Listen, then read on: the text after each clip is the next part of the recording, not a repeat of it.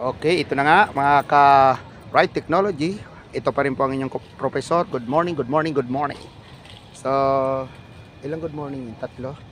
Ang pag-usapan natin ngayon ay tungkol sa, ayan, ito yung maliit nga yung buto. Malunggay. Itong ating pinaka nutritious vegetable sa Pilipinas na parang okay lang naitanim dyan sa mga mainit na area, pero hindi siya napopokus at nabibigyan attention, especially for malnutrition. So napakataas ang nutrient content ng halamang ito, but our topic is not on side ng nutritious. Doon tayo sa propagation o pagpaparami ng halamang ito. So cuttings, nagputol ako dito, yan, kasi maraming malunggay. Pwede natin paramihin yan at titingnan natin yung response niya sa cuttings. Nag-try din ako ng buto, although mabilis naman ang buto. Ito isang technology na pwedeng makatulong sa inyo, na kung saan kapag magtatanim kayo ng mga cuttings, pwede kayong maglagay ng plastic or covering sa itaas. Pwedeng mga baso, yan, ito kung mayaman kayo, yan, maglagay kayo ng pinagtanggalan ng ice cream, Selecta. Selecta baka naman.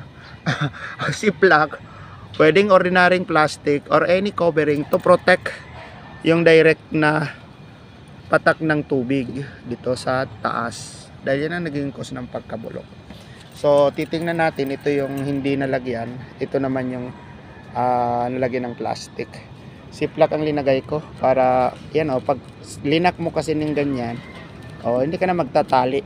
So yun, yung combination ng soil, sandy, maganda yon, medyo mabuhangin, mabilis yung pagbaba ng tubig.